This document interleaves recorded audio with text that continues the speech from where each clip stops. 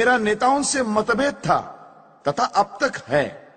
ये मेरे 28 फरवरी 1935 के सावरकर के नाम पत्र से भली भांति विदित होता है। आज भी मेरे वही विचार है। गांधी जी से मेरी शत्रुता नहीं थी। लोग कहते हैं कि पाकिस्तान योजना में उनका मन शुद्ध था। मैं ये बताना चाहता हूं कि मेरे मन में देश प्रेम के अतिरिक्त कुछ न था। मुझे इस कारण हाथ उठाना पड़ा कि पाकिस्तान बनने पर जो भयंकर घटनाएं हुई उनके उत्तरदायी केवल गांधी जी थे। मुझे यह पता था कि हत्या के बाद लोगों के विचार मेरे विषय में बदल जाएंगे। समाज में मेरा जितना आदर है वो नष्ट हो जाएगा। मैं जानता था कि समाचार पत्र बुरी तरह मेरी निंदा करेंगे, किंतु मैं नहीं जानता था कि अखबार इतने पतित हो जाएंगे कि सत्य का गला घोंट देंगे। समाचार पत्रों ने कभी निष्पक्षता से नहीं लिखा। यदि वे देश के हित का अधिक ध्यान रखते और एक मनुष्य की व्यक्तिगत इच्छाओं को कम ध्यान देते तो देश के नेता पाकिस्तान स्वीकार न करते। समाचार पत्रों की ये नीति थी कि लीडरों की गलतियों को प्रकट न होने दिया जाए। देश का विभाजन इससे सरल हो गया। ऐसे भ्रष्ट समाचार पत्रों के डर से मैंने अपने निश्चय की दृढ़ता को विचलित नहीं होने दिया। कुछ लोग कहते हैं कि यदि पाकिस्तान न बनता तो आजादी न मिलती। मैं इस विचार को ठीक नहीं मानता। लीडरों ने अपने पाप को छिपाने के लिए यह बहाना बनाया है। गांधीवादी कहते हैं कि उन्होंने अपनी शक्ति से स्वराज्य पाया। यदि उन्होंने अपनी शक्ति से स्वराज्य लिया है तो उन्होंने हारे हुए अंग्रेजों को पाकिस्तान की शर्त क्यों रखने दी और शक्ति से क्यों न रोका?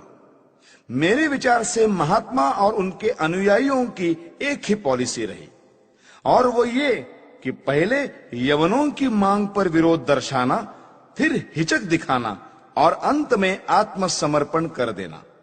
इसी प्रकार पाकिस्तान की रूपरेखा स्वीकार कर ली गई। 15 अगस्त 1947 को छलपूर्वक पाकिस्तान स्वीकार कर लिया गया। पंजाब, बंगाल, सीमा प्रांत और सिंध के हिंदुओं का कोई विचार नहीं किया गया। देश के टुकड़े करके एक मजहबी धर्मनिष्ठित मुस्लिम राज्य बना दिया गया। मुसलमानों को अपने अराष्ट्रीय कार्यों का फल पाकिस्तान के रूप में मिल गया।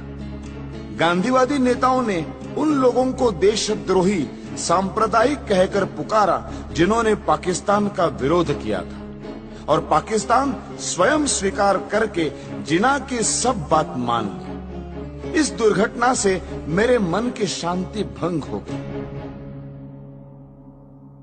पाकिस्तान बनाने के बाद कांग्रेस सरकार पाकिस्तान के हिंदुओं की रक्षा करती तो मेरा क्रोध शांत हो जाता। मैं नहीं देख सकता था कि जनता को धोखा दिया जाए।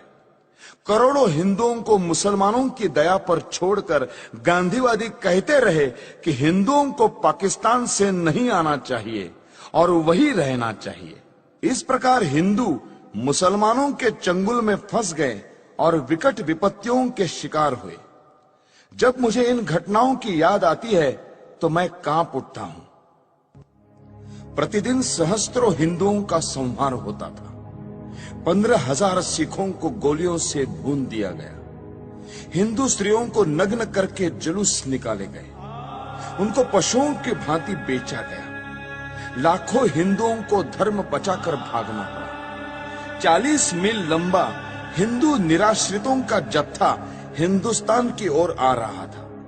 हिंदुस्तान शासन इस भयानक कृत्य का कैसे भयानक निवारण करता था? उन निराश्रितों को वायुयान से रोटियां फेंककर।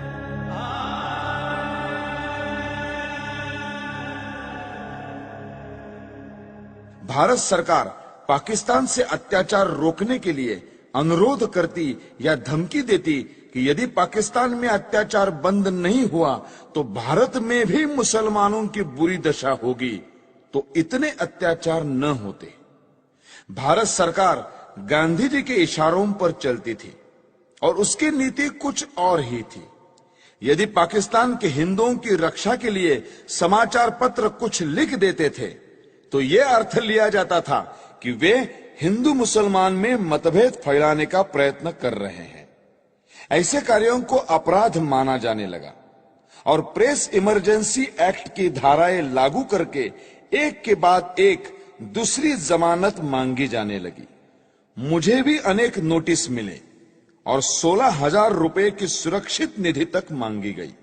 श्री मोरारजी देसाई के न्यायालय बयान के अनुसार ऐसी 900 घटनाएं हुई। इतना ही नहीं, जब प्रेस प्रतिनिधि मंडल मोरारजी से मिलने गया तो उन्होंने उनकी एक न सुनी। इस प्रकार मुझे आशा न रही कि गांधीवादी कांग्रेस सरकार पर शांतिमय ढंग से दबाव डाला जा सकता है। जब इस प्रकार की घटनाएं हो रही थी तब पाकिस्तान या मुसलमानों के विरुद्ध गांधी जी ने एक भी शब्द नहीं कहा। हिंदू जाति और संस्कृति को मिटाने के लिए मुसलमानों ने जो अत्याचार किए उनका मूल कारण गांधी है। यदि भारत की राजनीति को भली भांति संभाला जाता तो ऐसा हिंदू संहार कभी न होता जैसा अब हुआ, और जिसका उदाहरण इतिहास में कहीं नहीं मिलता। सबसे महत्वपूर्ण बात यह है कि मुसलमानों से संबंध रखने वाली समस्याओं में गांधी जी ने कभी जनता के विचारों की ओर ध्यान नहीं दिया। गांधी जी की अहिंसा की आड़ में इतना रक्तपात हो चुका था कि जनता पाकिस्तान के पक्ष में किसी भी विचार का स्वागत करने के लिए तैयार न थी। स्पष्ट था कि जब तक पाकिस्तान में धर्मांध मुसलमान राज्य है तब तक भारत में शांति नहीं हो सकती। फिर भी गांधी जी इस प्रकार का प्रचार कर रहे थे और इस